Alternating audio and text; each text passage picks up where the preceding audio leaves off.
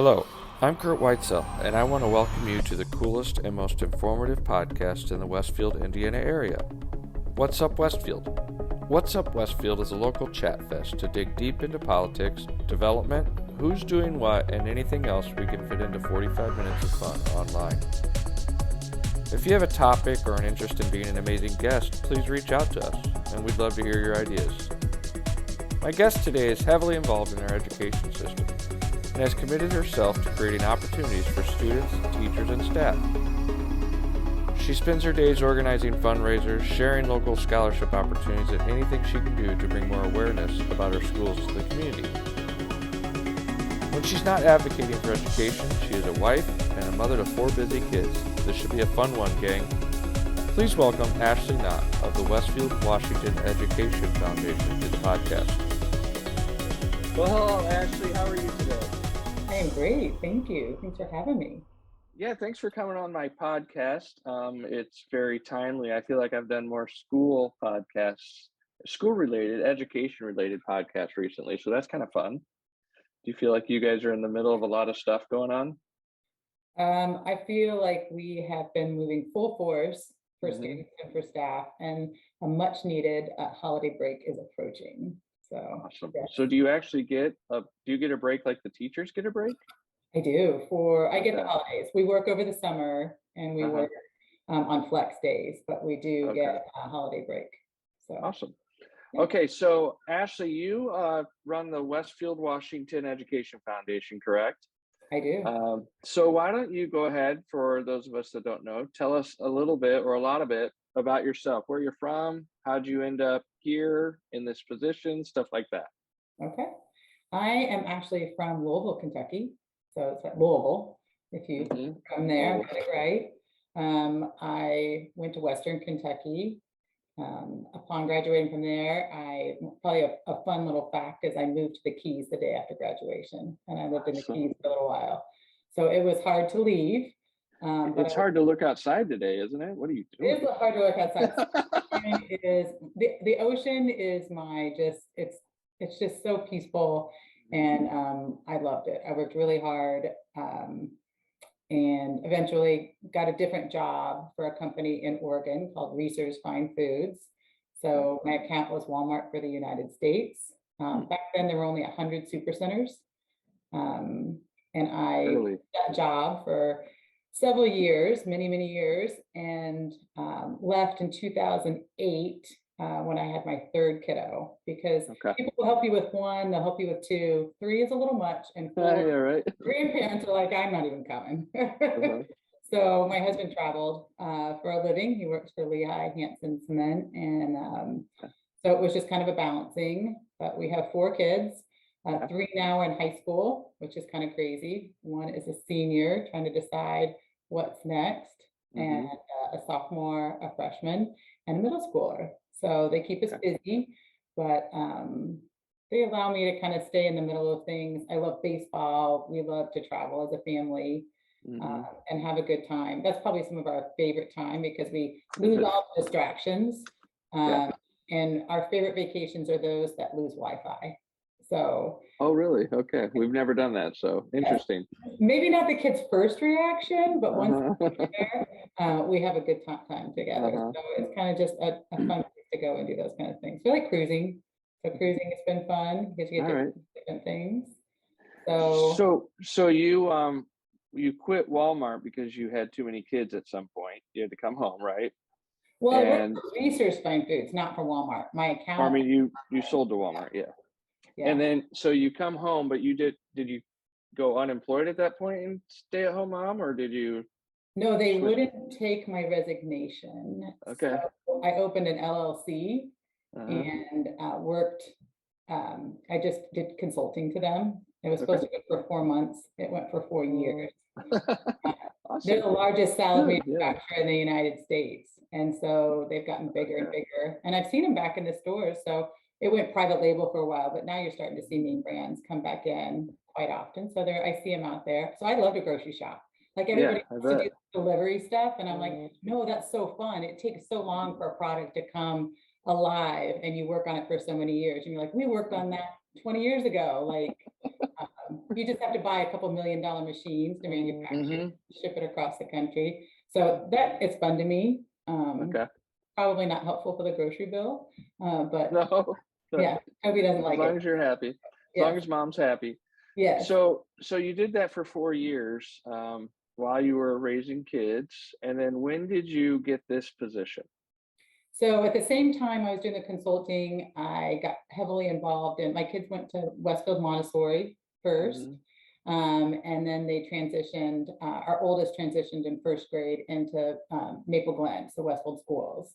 And just immediately got involved with the PTOs and being a part of that. And I was used to raising money. That's what I went to school to do, marketing, raising money, just energizing and solving a problem, right? That's what I love to do, is solve a problem.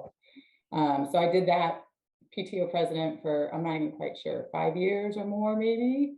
And Dr. Great approached me in 2017, I think, 2017, and asked me to help on the referendum with Daniel Easterhouse and Jeff Bowler. And so together we just worked on that referendum, supporting schools. And then that led to the next position. She had an envisionment for a parent engagement. As technology was coming more into play, how can we make sure that we're connecting and communicating with our families? How do we look forward? And that was coming. And I'll tell you, the plan, it took a lot of work. We created the logo, and the goal of it is to educate, equip, and just keep families, in tune. We talk about everything on Parent University, from how to find a tutor to what does a vape look like. And if you're not a parent with a teenager, knowing what a vape looks like is a really important thing these days. To slide through and to understand that it's an addictive thing, and also to celebrate academics and internships. And so it's just a neat space where we can have real hearty conversations. COVID hit, and we would do we did a lot of in-person parent training or professional development for parents, just like we do for colleagues and for teachers. And it was never a better time than to have Parent University set up and have followers and have connection already. So we were able to put a lot of extra support for parents right there on the district Parent University page, and just really keep going, right? It just was a lot smoother. It allowed us to help families that needed supplies. It allowed us to help families that needed support. And it gave parents a connection of, I'm homeschooling and I don't know how to do this, per se. So we use an app through Parent University called Purposity. I'm not sure if you have that downloaded, but it's the words purpose plus generosity equal purposity. And so just like you can order a cup of coffee and you show up at Ribbit or Starbucks or any place and it's ready for you, you could look on this app and look for Westfield Washington schools. When you download it, you'll select your school. And right now there's 40 needs on there. And you'll see that it's a pair of gloves for a student in need.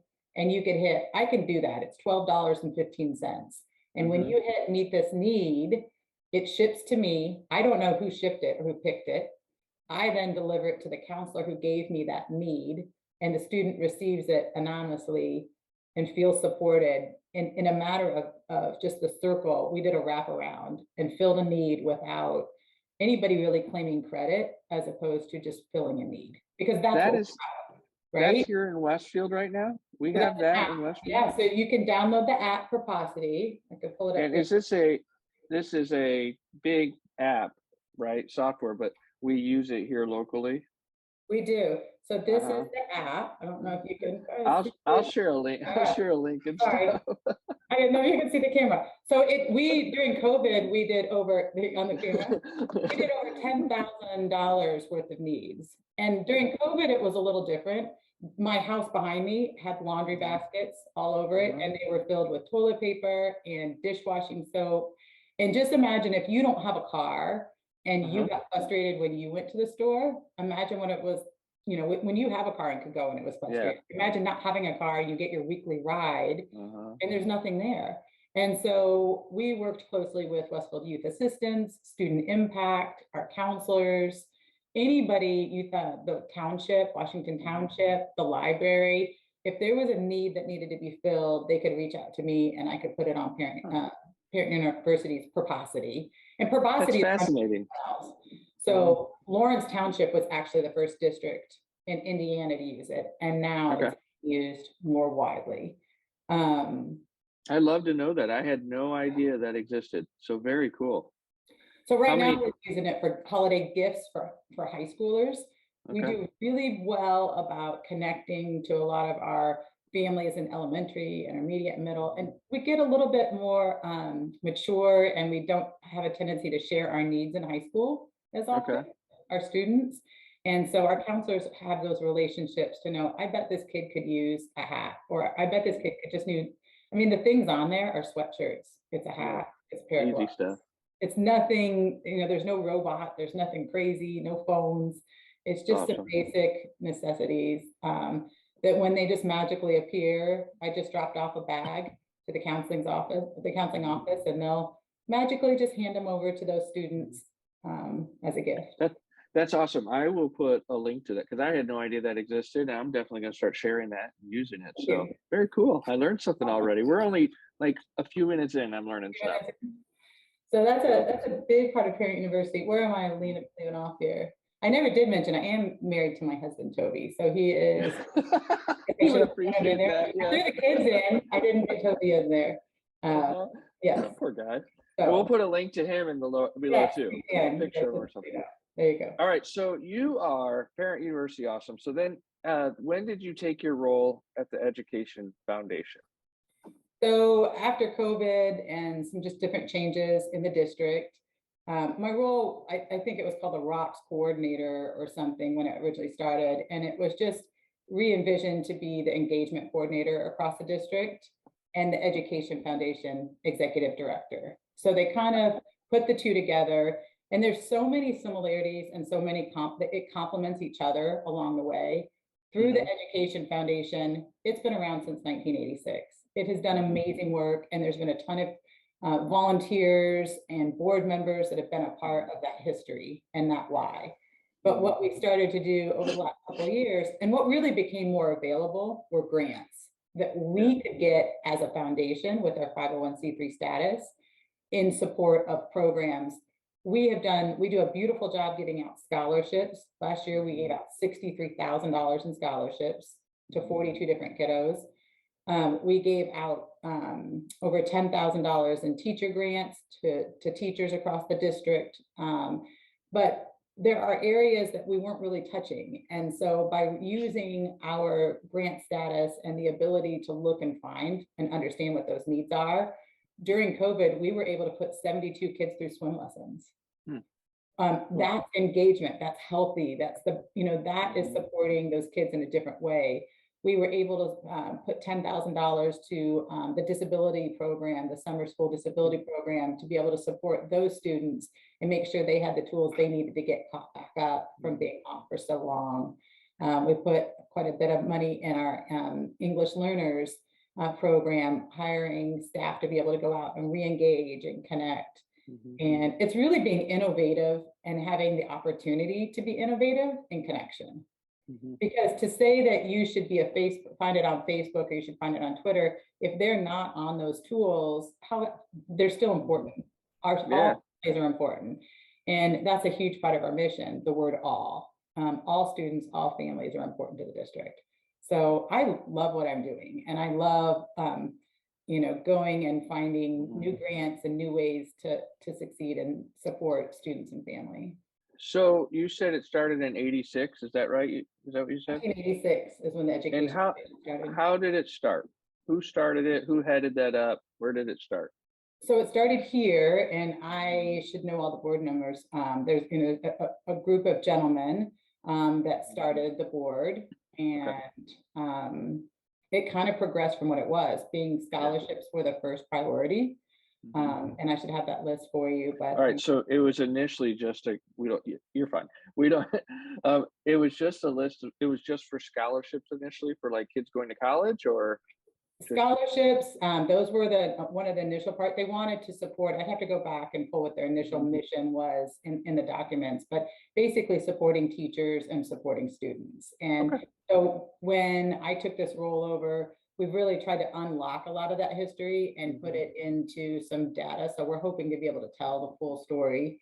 We're kind of working backwards, you know, just tracking all that data down. But we know Where did it get the money initially to start? That group? those initial, yeah, the group, yeah. Mhm. And then, you know, there's different ones like the Crosser Realty Group. They came together, and for every home that was sold, they donated $100 to start a fund, and that scholarship is still going strong. So that scholarship's endowed. At one point, they were managing, the board itself was managing the funds that were brought together and raised. And as it matured and the board transitions and folks transition, they made a judgment call to invest and endow the monies. So anything over 10,000 that we receive in scholarships gets endowed, and we've kept that going forward. And then CICF manages that money, and we pull off 5% on December 31st every year. And that's what then goes back and funds the scholarships. Okay. However, So why don't you slow that down for those of us that don't understand math? okay. And tell us how it works when someone says, I want to give money to this program. When does it become an endowment, and then how does it feed itself forever? So you and I would have a conversation if we chatted and said you want to invest. First, I'd figure out if it's teachers, students, or a program. And that's really important to know, because wherever your heartstring goes is going to be what you fund. And we have to be open to those different funding opportunities. So if you come and say, I'm going to do a scholarship. So this year we just opened our scholarships on November 2nd, and we added 8 new scholarships. In those scholarships, 2 of them are endowed, or 3 of them are endowed in there. And that means they came to us and said, we're going to have more than $10,000 to commit to you today. And so we would like to see what that would do. And so through CICF, they'll give me a breakdown that if we invest 10,000 today, you'll be able to pull based on the rate of return, you'll get this much back, and you're still going to have this much for the next 20 years. So right now, if you put $10,000 in 20 years, I think you have just shy of 9,000. And that's pulling about 700 or 800 off each year. There's a fee that the management company charges. It's small. It gets smaller as the more money you put in. So we also had a scholarship this last year that we started, the Kim Simon Future Educator Fund. She was a beloved teacher across the district, and her family and her friends united, and they put over $100,000 into an endowment. Wow, very cool. And we will pull off 5% of that. Now that at $100,000, the fees get smaller because it's based on a small percent. And in 20 years, it will be worth, I'd have to pull it up, but well over the initial investment. So it will continue to feed students for years and years to come. As a donor, we will work with you to say, what do you want to call the scholarship? What are your qualifications? Is it that they were in band one year? Is it that they're going to be a teacher? Are they going to go into science? Did they have to participate in a certain sport, club? Maybe it's just they were followed all the guiding principles. You know, it could be as simple as that. It could be anything they want though, right? Anything that they want, what they means. I mean, we walk them through what would be, you know, I don't think I've ever had anything that we couldn't do, but you never know, say never. Give me a minute here. We'll find something. Yeah, I know. That's what I'm giving you parameters. You use the word endowment, or it becomes endowed. What's the difference between it being endowed and it not being endowed? So we have several of the scholarships this year aren't endowed. And I'll give you an example would be the Black Student Union approached us and said, we would really love to have a scholarship that gets awarded to any BSU club member so a 2023 approaching graduate who was a part of the club within their time at Westfield High School is one of the qualifications. They've chosen to do $1,000 scholarship for a student in May with a commitment that this scholarship will exist for 5 years. And so that's our ask of a new donor, at least 5 years, a 5-year commitment with a minimum $1,000. And the reason why is college is expensive. So we want to make sure there's a lot of paperwork that goes into the checks and the processes and getting it both to the student.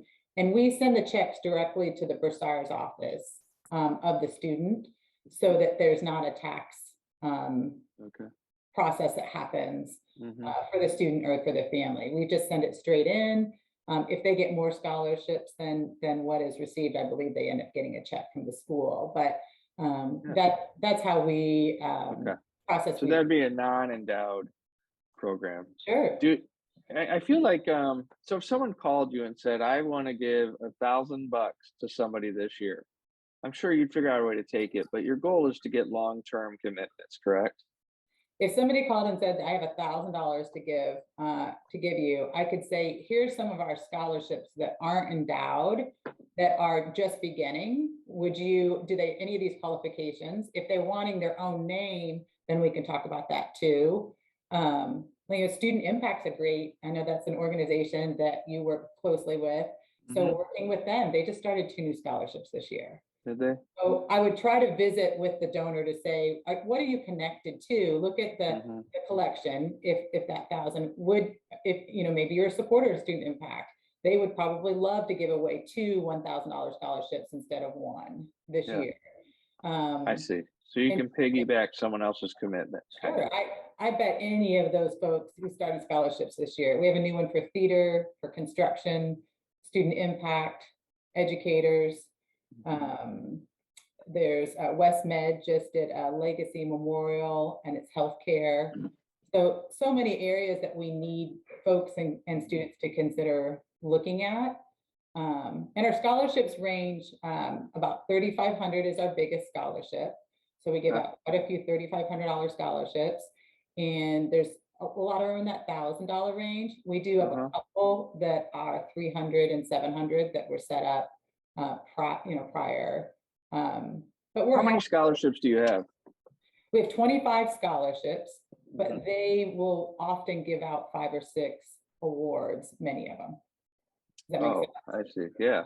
So the Smith Scholarship could have 5 recipients. Yeah. I see. Okay.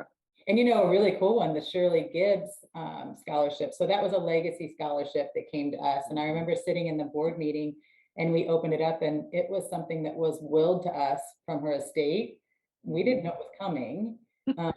But in her scholarship, she was a librarian. She wanted to give back and take care of students at Westfield. And it also extends to any graduate. So any Westfield graduate who is in college right now can come back and apply.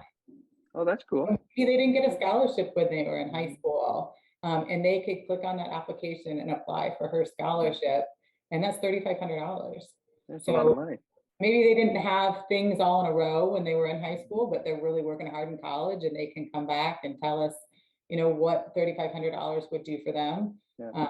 I'd love to award, a graduate and see those connections.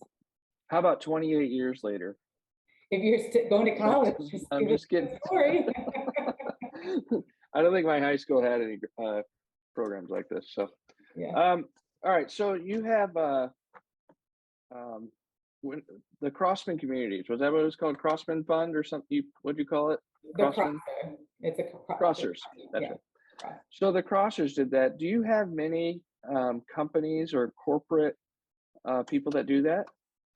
We are in the 25 scholarships. There's a lot of memorial and legacy, but this year alone, we were really reaching out to folks. Like if you're in a trade and you're saying, if I hear like, we just don't have enough staff, well, how do we change that? What if we work together to change that, right? Because if you get a scholarship or one of your kids get a scholarship, you're going to remember that company. Yeah. And you make it back, right? In the midst of whether you need an internship, whether you need a part-time job, whether you need a full-time job, you're going to build a relationship. And relationships are what matters and what makes a difference. And we don't always know why and how things come into our circle or where they're going to kind of play out. But I would say for businesses to consider investing in students that way is a pretty neat way to support them. Why do they not? do you think they just don't know the process, or it's not on their radar? What do you think a big company that is local and they probably got a bunch of their employees' kids in the school, or they employ some of the kids? What do you think is the reason we don't have 100 of those? I would say we're working towards it. Hmm. We're making good strides this year. We used to always say, and Kyle Mesmore is our president of the Education Foundation, I have amazing board members. I don't do this Hmm. alone. I have amazing board members and an executive team. And we're interviewing right now to add more board members. We've got some seats that'll open. They have 3-year terms, and we have a couple seats that are gonna pop open.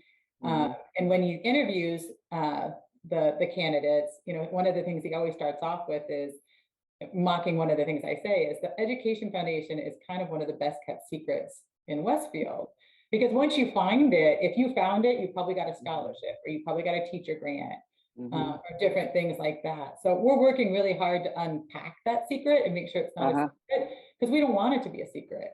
Okay. It's a good We secret. Yeah, there's ways for businesses to connect. If you don't have $1,000 to do a scholarship right now, there are other ways to connect. We love to pop into the schools and hand out, small gift cards that probably get them to your facility or your business or however that is. And those staff members get little bits of rewards. Yeah. Employee retention, as we know, is so important. And a big giant grant is great, but if I don't have a teacher in the building, then Hmm. I've got a problem. So what can we do? It doesn't answer the question, but hopefully it's just another piece of encouragement along the way that we appreciate our teachers, and hopefully everything you see the foundation do, from awarding small gift cards to big giant grants, is a big part of it. So I'm a high school student and I've decided to go to college or something, and I want to apply for a grant through the Westfield Education Foundation. What is the process other than you just fill out the application? What's the whole process? We made it so simple. It used to be a handwritten application with a long essay, and we went in there because the rubric asked specific things, and we weren't always finding that getting addressed in the essays. Uh-huh. So the committee made a concerted effort to create an application that has 4 questions. Awesome. It's a common app. You get to see all of the different scholarships. There's a couple of them that you won't see on there because they're more awarded than you get to, than getting to select financially. Yeah. But most of them are on there. So you can go through and say, hey, that's me, that's me, that's me, or that's not me. And we take that work out. They answer the questions. The questions are only 250 words. So 4 questions at 250 words. The hardest part is only saying 250 words. Is it? Okay. And telling the story. If I had one tip to give a student filling out the application, it would be, don't make us guess. So if you try to use an acronym or assume that some of our staff or our readers know what SOS is, or some of the acronyms, they're probably just going to look over it. So make sure your story tells your story. Make sure somebody reads it who doesn't know. If you say, I volunteered all the time, and you don't say where you volunteered, those volunteer hours are not going to have the same weight as I volunteered at Open Doors, at Heart and Soul, at the township. I volunteered for the city, at the Wellbrook, or different things like that. So if you unpack the story, don't make us guess. You can shorten words and different things like that, but make sure you tell your story and give yourself, if you've worked that hard, and most of our students at Westfield have, you deserve to win. So that would be my tip to you. So when they fill out the application, they answer the 4 questions. Someone is willing to kind of coach them. Sounds like maybe they're counselors and people in schools. I'm sure it's all over the schools, right? Like they're getting hammered to sign up for this stuff. So we actually have 6 high school students sit on our board, which is pretty cool. So the Purdue Extension program is we do a leadership program through the high school, and their sophomore year they get to pick a board. Our ACT students have decided they don't want to leave the board, and so we're allowing them to stay through till they graduate. And this last year we picked up 4 new students instead of just 2. And so that's pretty cool. They stay in there, they help us, so they're our boots on the ground. right? Yeah. They're making You got a sales force. I do. They're making a scholarship board. Next Friday, they're going to give away 2,000 candy canes with a QR code on it and a game, a trivia game. And one student, it'll talk to them about scholarships and kind of encourage them to apply. Cool. That's a great idea. One winner will win one of the Rocks stadium blankets. So who participates in the trivia? So which are great blankets. We have one of those blankets here at the house. Yeah. They are wonderful blankets. Blanket. When we, yeah. Go ahead. No, you go. Oh, the blankets. So I'm just going to give a little plug for the blankets. They are. Good. We brought in 540 Westfield Stadium blankets, and they are thick. They're huge. It's with a $75 donation, you get a blanket, and we're going to end up raising close to $17,000 for teacher grants next year. So awesome. There's lots of whys behind it, but I'll tell you, I don't think that there's a blanket this thick in Westfield that's branded, right? So okay. Yeah. It is an awesome blanket. Good for you on that. And that they can get that blanket where? So they can go to our, you'll probably put our website up for them, but there's a couple different places under support us and events. You can click on the blanket link and you just reserve your blanket.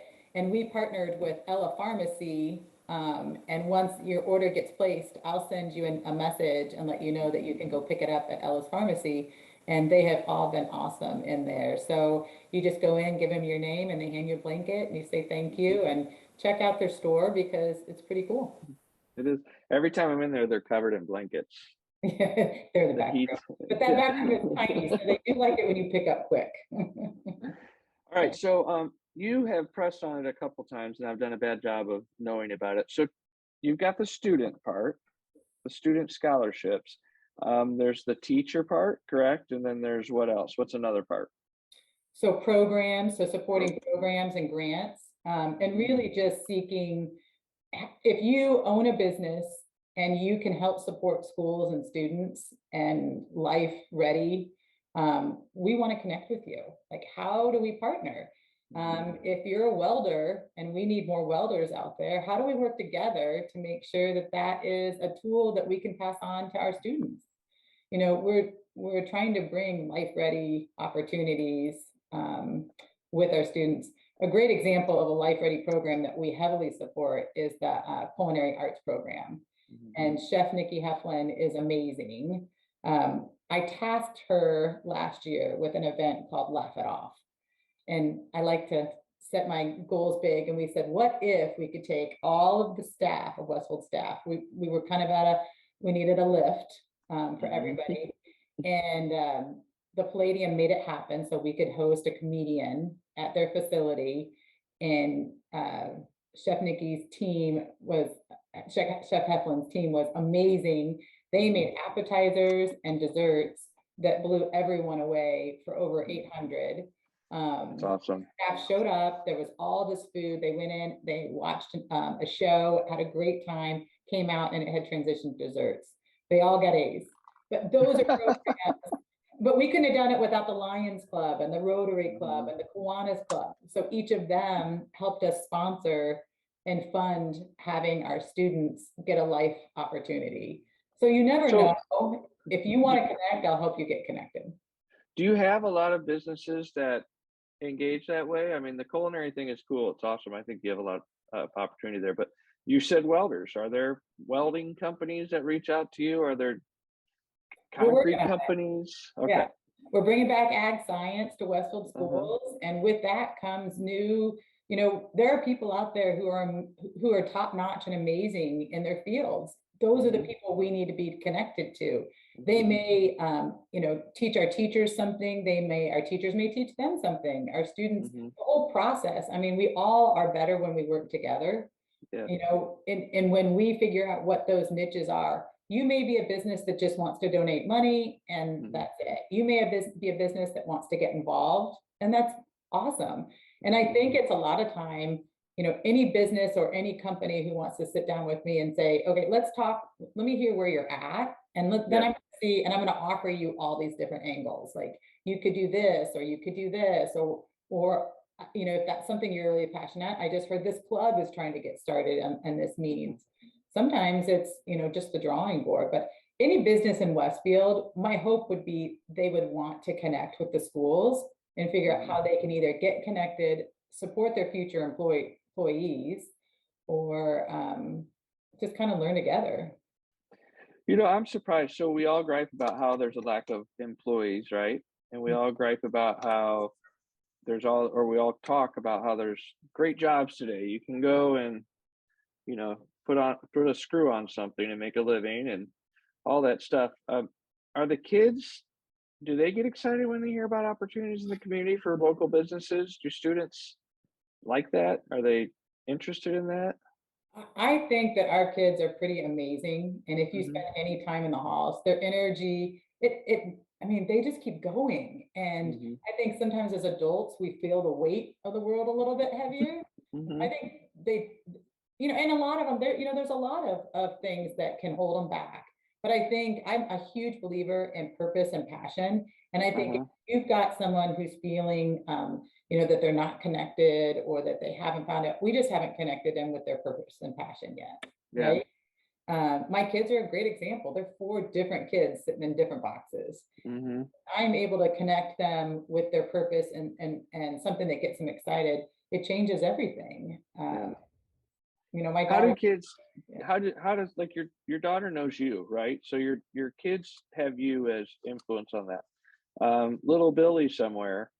I mean, are they seeing this program in the school, or are the boots on the ground people pitching this? Are they? Absolutely. So we have a mentorship program at the school that is run.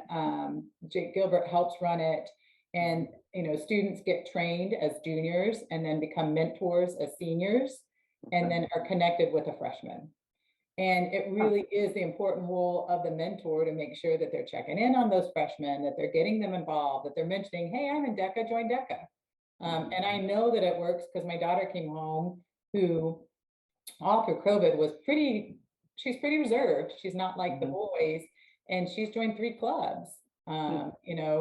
Hers might not be everyone else's club. She's done the Foodies Rock Club, and she's done Mhm. DECA and Best Buddies, and that's where Okay. she was comfortable. And I'm just Mhm. thrilled that she joined 3 clubs, Right. uh, and she likes to go to school Mhm. and be there. And that wasn't always the case for a little while during So then the teachers, what kind of COVID. support are you providing the teachers, and what do you do for teachers? So each year we do teacher grants. The teacher grants come out, we'll release them in the last day of schoolish. Mhm. The thought process is then they would have over the summer if they would like to fill anything out. Most Okay. teachers wait unless they have this grand idea until the beginning of the school year to kind of get to know their classes or their students and see what innovative needs and different things that they can implement. Mhm. Staff can apply for up to $1,000 in a teacher grant. Okay. And this year we were able to award 26 teacher grants. Oh, So we wow. gave over Cool. $20,000, which is Mhm. double what we've done in all previous years. But the request was 50,000. Oh, So okay. we did a great So job, but the mhm. innovation ask, I mean, I tell our board right now, we're not doing anything the way that we did before COVID.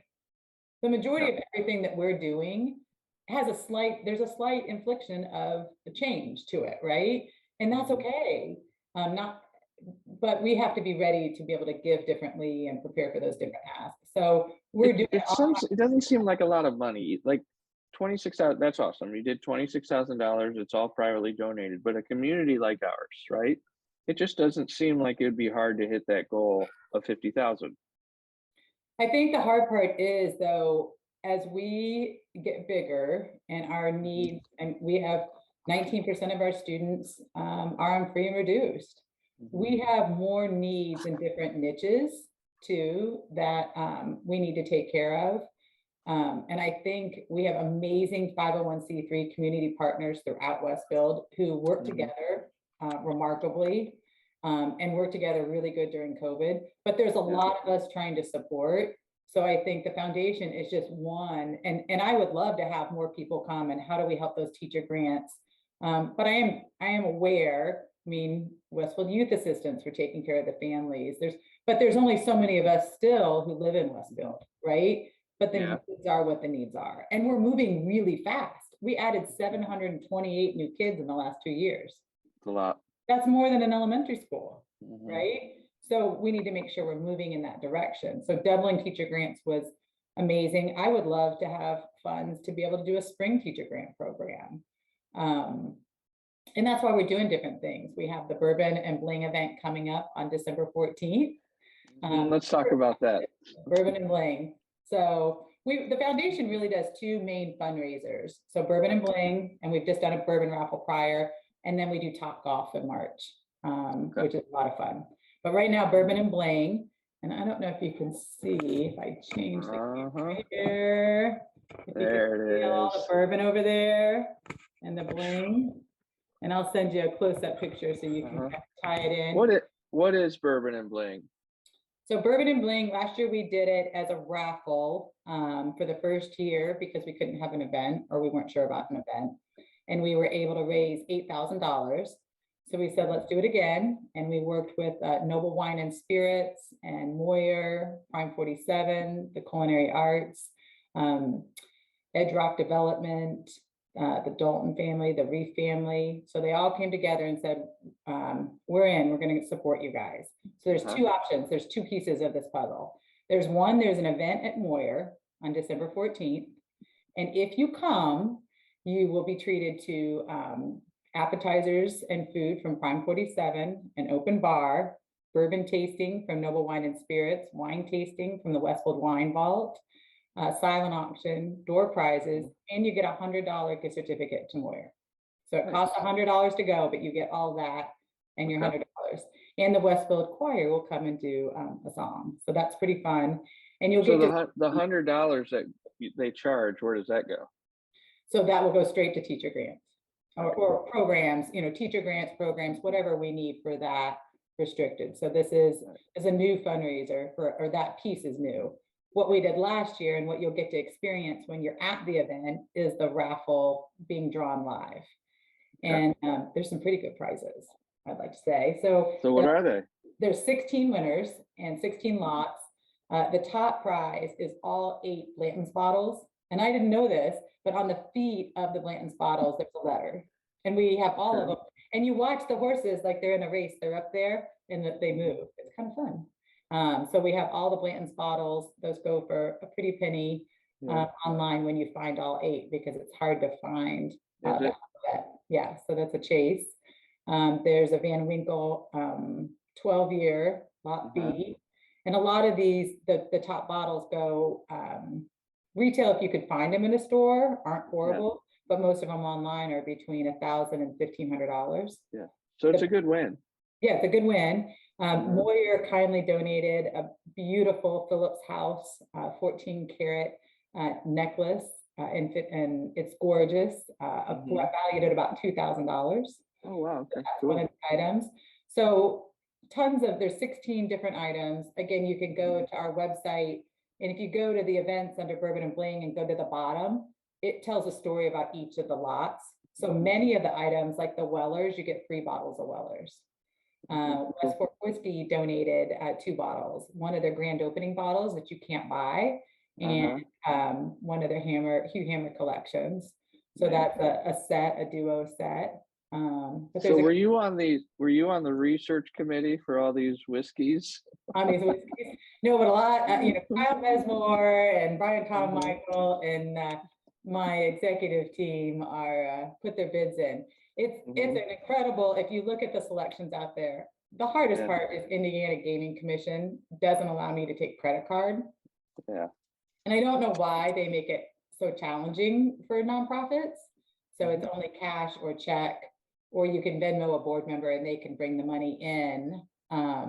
But we're choosing to play by the rules. And so why not, I guess. So how much do you want to raise? I mean, what's the goal? What's your fundraising goal for these events? So what would we have a goal?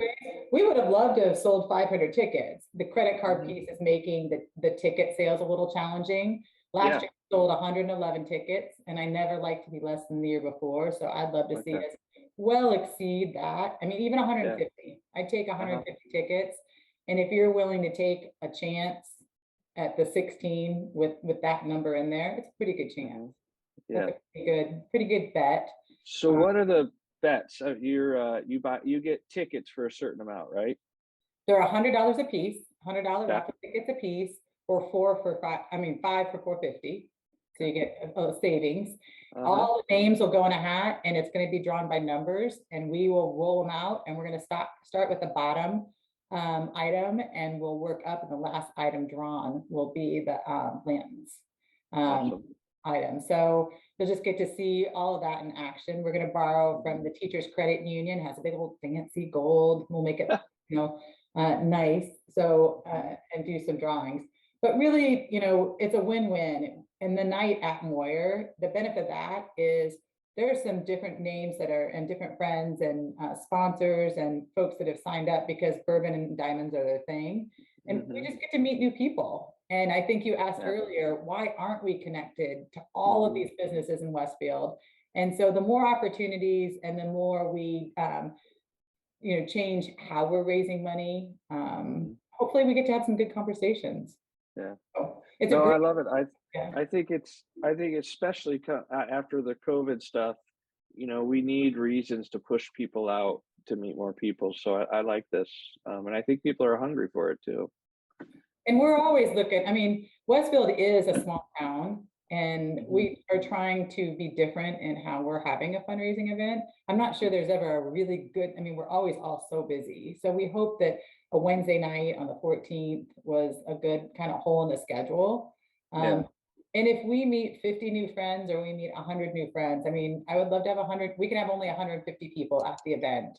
But if we meet new connections, and we're able to support a student in a different way because their connection supports a student, I'd count it as a win. Yeah, for sure. Well, okay, so we've got 52 minutes in on this so far, which is pretty good.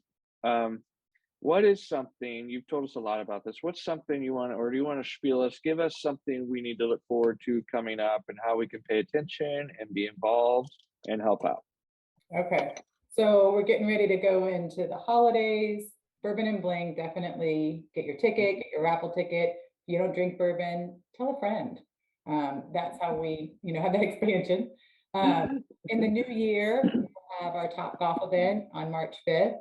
It's a great opportunity to come. Again, most of the things we do are engaging with each other, and it's a great time to figure out how to get other local businesses and different things to have different conversations. So we have a good time. That'll be the 6th or 7th year for Top Golf.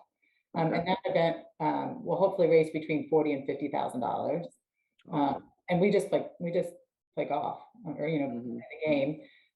April is Laugh It Off. If we're going to try and collect 1,200 gift cards, we give staff when they show up to that event. So if that's a way you want to get involved, I'd love to hear from you then. I'm working with all the PTOs.